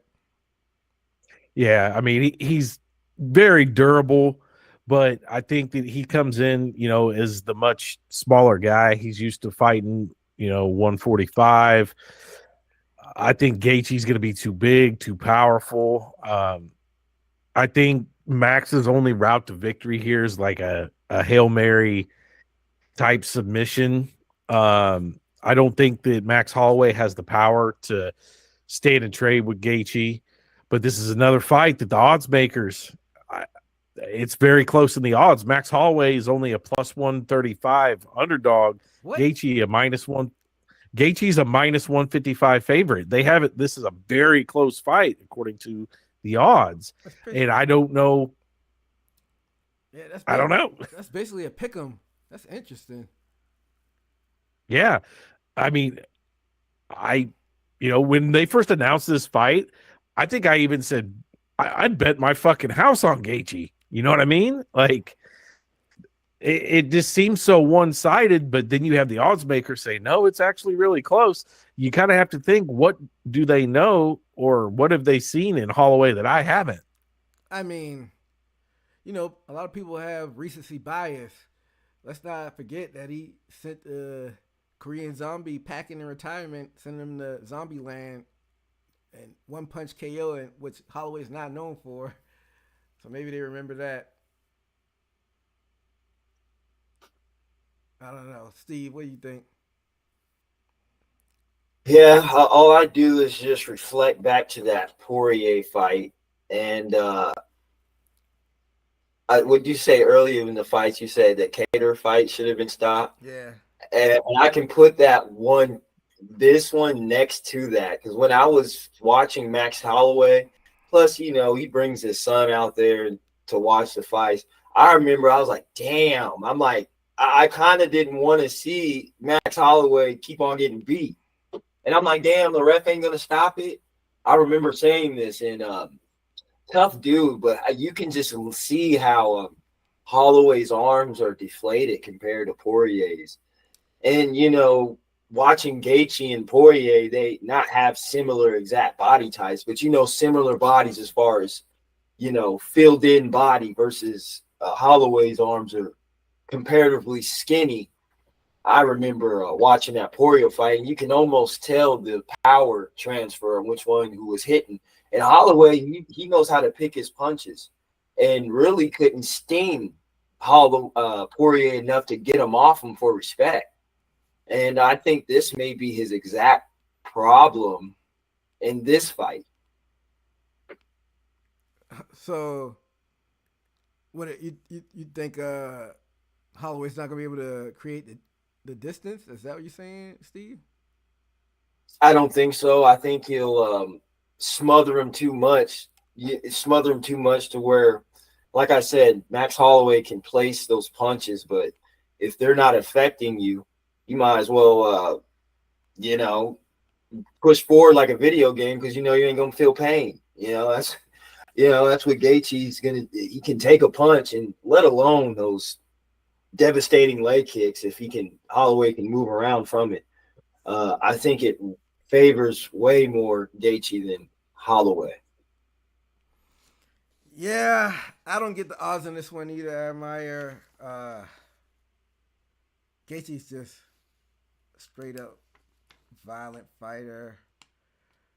And don't get me wrong, Holloway, I love what Holloway did in the featherweight division. He was one of my favorite fighters to watch in that division for all of those years. And I thought he got those first two fights against Alexander the Great, Volkanovski, but the judges didn't swing his way. He definitely lost the third one, though. It's the story of this fight is going to be power versus volume. And I think at the end of the day, the power will prevail in this one. And I think that Gaethje will probably get Holloway out of this. This might be the first time that Holloway gets finished. You saying that statistic earlier, Admire, that he hasn't been knocked down, I think. Yeah. I think that's what the statistic is, that Holloway's never been knocked down. It's crazy.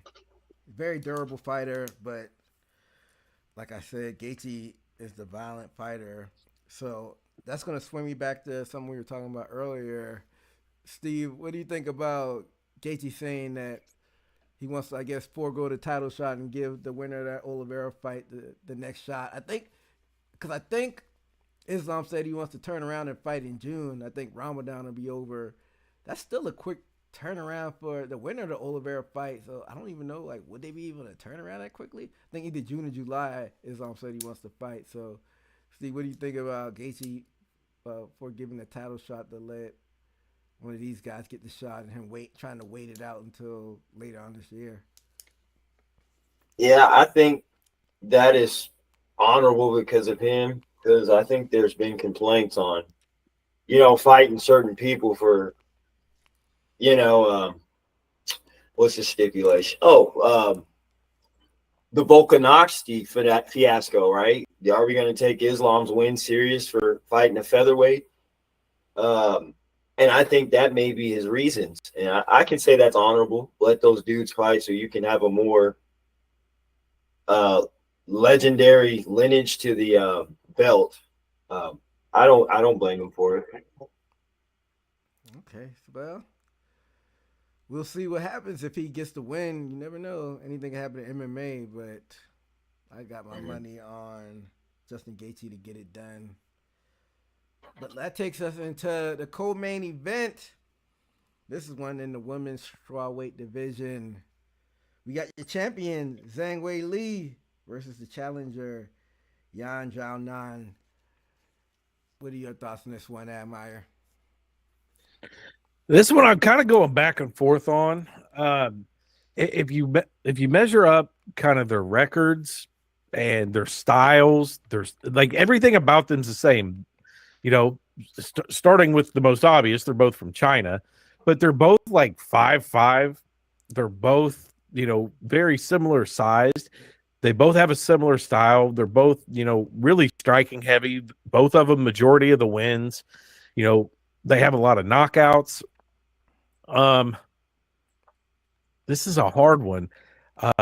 If you throw in the odds makers, you got Yan at a plus 385 underdog, Wei Li at a minus 510 favorite.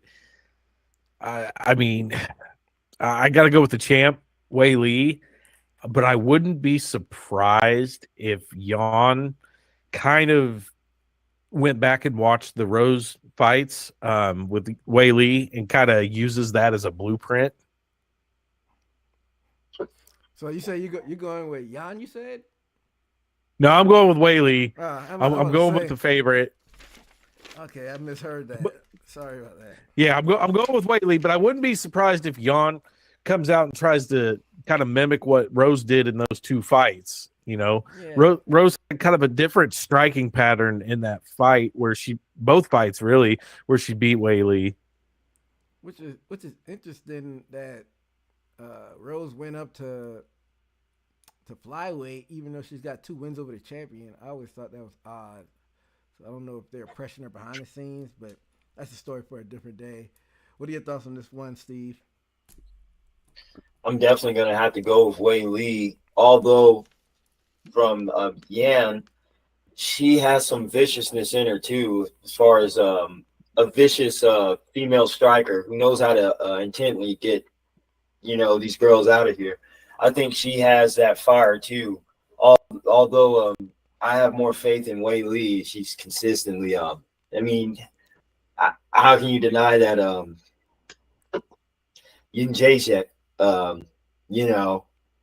and I know she had a shortcoming with Rose, but really haven't seen anything else bad from her. And I don't think we for real seen anything bad from Zan except what was that one loss we were talking about earlier? She lost a decision to Marina Rodriguez, and she got TKO'd by Esparza. Yeah, that was 2022, and TKO by Esparza, and where was that at? The Esparza fight 2021. So saying that, and Wei Li, I can't remember. She might have some game on the ground too. So I think Wei Li is a complete fighter. And although we may have not seen it, I think she can get down on the ground. And I'll definitely have to lean more towards Wei Li based off of her consistency. Okay. So you have Wei Li as well, Steve. I'm not gonna go against the grain on this one. I'm gonna go with Wei Li. Outside maybe one of those Rose fights, Wei Li has always been the aggressor when she gets in these fights. She's not afraid to go into a firefight and, take a few punches to land a few punches, so to speak. So I'm gonna go with Wei Li on this one, but like Steve was saying earlier, Yan, she's game. It's not like she's gonna sit there and just, take a beating from Wei Li. So I wouldn't be surprised if Yan got the upset, but I'm not picking against the champion and the woman that has that kryptonite. She's up with division, so I don't even know, like, even after this fight, who would be a next challenger for Wei Li. I feel like there's no clear cut, next contender. But that's a different topic for a different day. So all three of us have Whaley getting the job done, which should be a pretty exciting co-main event. But that takes us to the main event in this card for the undisputed light heavyweight championship. We have your champion Alex Pereira versus Jamal Sweet Dreams Hill. And before we actually talk about this fight, we've talked about this before. Do y'all feel the hype behind this one? Because like everybody said coming into this one, not the most star-studded main event that you expect a landmark event 300 to have. So going into this fight week, do y'all feel the buzz from this fight, or do y'all still feel like this is pretty underwhelming? I'll start off with you, Admire. Yeah, I think this is kind of underwhelming. If you look at 100, 200, I mean, it was packed full of top fighters. Not saying these guys ain't, but it also had that element of the personality fighters, the people that you know for their personality, Brock Lesnar, of course. I think that the UFC was banking on something else happening. I think they were hoping that Jones would be back. I think they were counting on other fights. I think even way before down the line, I think they thought that Ngannou was going to re-sign with them. I think a lot of things didn't happen that they thought there was, and this was the best thing they could come up with. For me, I mean, any other card, it could have headlined, but this is not a landmark event headliner. Steve, what are your thoughts? I think expectations of a star, which is Pierre, is that, but I think Jamal Hill. Have we seen him in nice positions where he was able to establish his stardom? I don't think yet, but I think it was just an underwhelming opponent that we just haven't seen with the big name. Pierre is a beast. It's really hard to go against him, but I really think it's the only thing they had. Like Amir said, they didn't have anybody. But like I think Dana knows, this is a person that's achieved a win over somebody that is Pierre's friend, which he kind of have a backstory. That's the second best thing in the pocket. So I think we might be complaining, but hey, I don't think there's anything else available. Yeah, and that's what it boils down to. This was the basically only thing that was available, but at the end of the day, I still think it's underwhelming. This is not the pop that you wanted for a card of this magnitude, but it's a stacked card, so it is what it is. I mean, a lot of people were speculating you'd be at a Conor for this one, but Conor's not reliable to stick with a date to fight. For some reason, Israel doesn't want to fight right now. I guess he's, trying to go back to the lab, so to speak, and not rush back in there. So I guess you can't blame him for that after taking that loss to Sean Strickland. And Jones hurt. Lesnar, he's got some allegations going on, so you couldn't bring him back for a one-time deal. I never really heard anything on like the GSP front, so I guess he really is retired for good. You think you heard something about him, so guess there weren't really any options. So, hey, this is their chance to build new stars on a more mainstream level. So, I hope both of these fighters in this main event take the opportunity to showcase what they have so they could get their name out there a little bit more. But with that being said, Amaya, what are your thoughts on the actual fight? I think this is a good matchup. A lot of, I hate saying this word, but casuals, like just from the outside looking in, people know Alex's name just because of, the fights that he's had. I don't think Jamal Hill is really a known guy outside of the MMA community, but on paper, this is a pretty evenly matched fight. Both these guys are brown belts in jiu-jitsu. Both these guys have never won by submission. Um, both strike heavy. Both have a lot of knockouts to their resume. I think this comes down, I mean, at least for me, I'm going to have to base my pick on quality of wins. Mm-hmm. Jamal Hill won the title from a 44-year-old Glover Teixeira. I will give him credit. He did knock out Johnny Walker. He did beat Thiago Santos. But other than that, he doesn't have a lot of high-level wins. Pierre, on the other hand, I mean, he's got a pretty stacked resume. His last fights have all been former champions in Izzy, Strickland, Jiri, John. So for me, I'm going with Alex. The odds makers on this have this pretty much pick 'em. Plus 110 for Jamal Hill and minus 130 for Alex. So it's very close. And I would expect the odds to be close because, like I said, these guys are pretty much the same fighter on paper. I just think it comes down to Pierre being a much better striker. Fair enough points. What are your thoughts, Steve? Yeah, I definitely agree with Pierre being the better striker, and assumingly it's going to be stand-up, I think. One thing I don't mistake and noticed about Jamal Hill is he has heart. Not only we've seen in his latest fights, but when what's his guy known for jiu-jitsu? Glover Not Teixeira? Greg. Glover Teixeira? No. He doesn't get wins, but he's an expert on the ground and caught people. Wait. Craig. Oh, Paul Craig. Paul Craig. Yeah. And when he had Jamal's arm hanging and dangling, and Jamal was still trying to finish it, I think that's a possibility.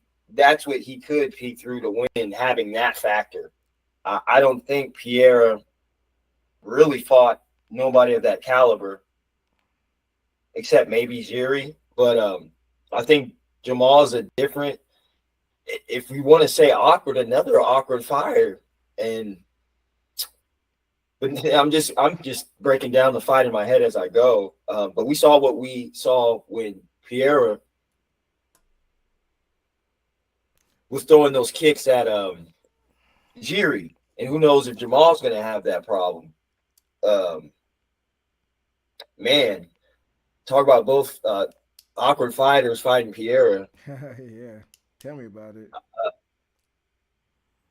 I'm gonna throw it out there. I'm gonna go for Jamal. It makes me think that he can be, which unorthodox as he is, catch something with Pierre, because I don't think it's going to the ground.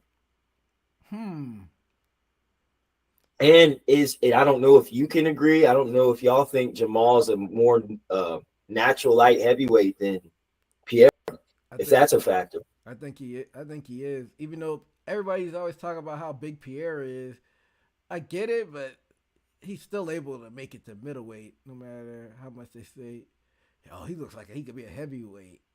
There's still levels. Mm-hmm. There's still levels to it. And just to throw in there, how I said they're the same on paper. They're both 6'4". Yeah, height does play a factor. Both have a 79-inch reach. So, one point that neither one of y'all have brought up is, I know he has that extensive kickboxing background, but Alex Pereira is still kind of I won't say a novel fighter, but he hasn't had that much MMA experience to begin with. They kind of brought him in to destroy Israel. They brought him in as like Israel's kryptonite for some reason and fast-tracked them. So he doesn't have a ton of MMA fights, but, kickboxing, that's probably like one of the closest things you could get to MMA outside of having to watch for the takedown. but that may come into factor. It hasn't reared his head yet because he's looked good in all his fights, even though Israel knocked him the fuck out in their last fight. But I mean, he surprised me. I didn't think he was gonna beat Yuri, and he went in there and finished him. But like me and Amar were talking about earlier, it was kind of some controversy behind that one. I don't know. This is hard to pick. Like Amar was saying, even though Jamal won the title, it was against an older Glover Teixeira. Try saying that 3 times fast. Yeah. Besides that Paul Craig loss, Jamal Hill's impressed me every time he stepped into the octagon. Steve, you were saying how you don't think that the ground game will play into factor. I think that may be Hill's angle to win this one, kind of catch Pierre off guard, because we still hadn't really seen what Pierre does on the ground when he's been tested like that, because Adesanya didn't really go for the takedown. I think he may have, actually, and he was able to get the takedown. And we know Israel is not a wrestler, and he was, I think, if I'm not mistaken, able to get a takedown in one of those fights. So maybe this is where, but, you know, Jamal's still mostly a striker, but maybe this is Jamal's opportunity to test Pierre's metal down there and try to take that angle and get some rounds and points off him by testing that ground game. And he's like, nobody's the striker that Pierre is. Like, Pierre striking, he's got to be the top 1% in UFC, maybe top 0.1% in UFC. But this is MMA. It's not all just striking. So, and Jamal's no slouch on the feet. So I'm going to go with Steve on this one. I think Jamal Hill finds a way to get the win off Pierre. But I think if Pierre does win, I think that means he's going to knock Hill out. I got Hill by decision on this one. I don't know. What do you think, Am I know you picked Pierre, but what do you think? That you don't think Hill has any chance in this one? I think he does have a chance. He has that very different striking style. I would hope that Hill just went wrestling heavy in his training. One X factor to throw in, remember, less than a year ago, Hill ruptured his Achilles tendon. Yeah. So, I mean, I don't know what type of healing that takes or if there's any lasting side effects from it. But, you know, when you're a stand-up fighter, your Achilles tendon is very important. I don't know if he might slow down with throwing strikes with that leg, if Alex will target that leg. I don't know if that changes Hill's, you know, taking down ability. I don't know what that really changes. I mean, it's very close. Everything about these guys is exactly the same. I see it standing up the whole fight, and that's why I'm going with Alex, because I think Alex is the more decorated and more, you know, technical striker. But Hill was up there fighting for the title for a reason. I mean, one loss. That's true. And I'm glad you brought up that Achilles, because I meant to bring that up as well. That's one thing that was giving me cause for pause before I made my pick, was that injury, because that's pretty devastating. I think that's pretty much ended Kobe's career, was that Achilles. Those are tough to come back from, so I don't know how Jamal will look after that. But I'm going to stick with my guns, even though I don't feel good with my pick. I won't be surprised if Pierre sleeps him. But what do you think, Steve, about that injury coming into play? I was thinking about it, and I was like, yeah, I didn't forget about it, but good mentioning it, because that, who knows if he can, few punches he throws, if that feels good on his and that's the thing, which leg it was, but who knows if that's affecting his strong arm, trying to plant on it, you know, or even blasting for a takedown. I mean, that's a lot of Achilles work. I'm just thinking about, and how because once I've had a knee injury, and it's not the same unless you a certain person willing to get an injury and try to use your leg like you used to. I think Achilles is a whole nother injury to where he's not like a knee or anything. And I let's just say I just don't think he would accept this fight if he knew his Achilles was, because that's a very tedious injury. Comparing to what Kobe did and the extent of how long he took. Do y'all know that? I think he was out for the rest of that season because he was like going ham for that season until that Achilles happened. I want to say it happened towards the end of the season. I think he was averaging like 25, 30 points or something ridiculous. Did that. He came back the next season, but after that, it was like downhill as far as stats. So, but he was older. So Jamal Hill, he's like early 30s. Kobe was like 34. So looking back at it, I thought he was old, but I'm older than that now. So I don't know. I don't know if it'll come into play. And I was just asking just how quick of a turnaround, because I know time passed by and it seemed like things were a few months ago, but it seemed like he tore his Achilles like just not yesterday, exaggerating, but like months ago. Yeah, that was a while ago. What was it? He had to vacate July. the title. It was this only in July? Yeah. I thought it was longer. Yeah. Than So that's what I'm saying. It's been less than a year. I mean, I don't know how bad a ruptured Achilles is, but I mean, that seems like a quick turnaround for something like that. Less than a year. I mean, what is that? 9 months? I'll tell you one thing. I don't even like thinking about it. It's making me cringe.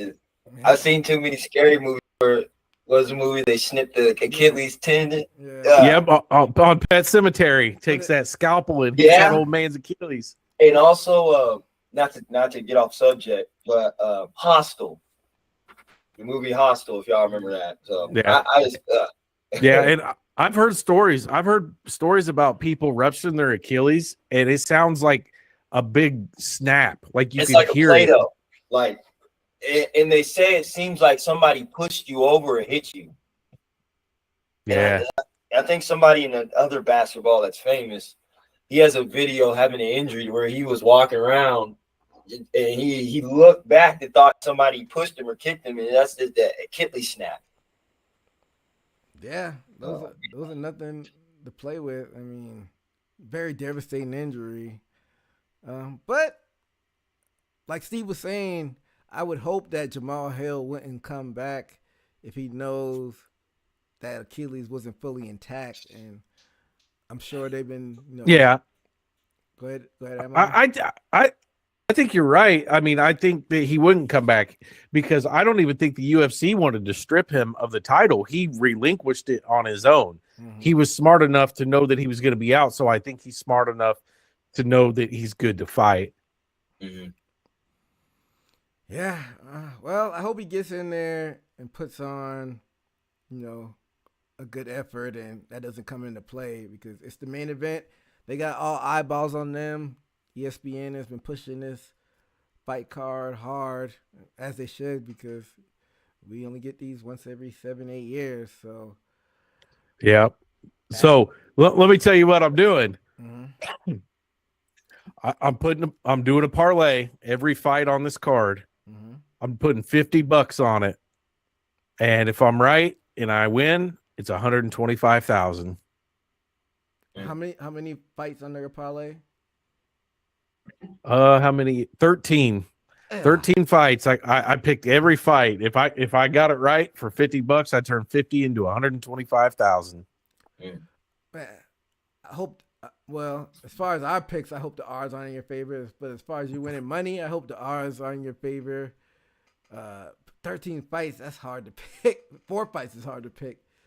Not the last 13. So, but if you win, I mean, you never know, man. So if you win, you're in the money. But yeah, we've been here for more than 2 hours. We went down this whole card, but like I said, this is a monumental fight, so we had to pick all the fights in this card. But it will be a compelling card of fights this weekend, and I will be glued to my couch. And we will be back next week to review this whole card and see how we did on our picks. So, yeah, UFC 300, let's get it, baby. And make sure to follow us on all the social media platforms, the X's, the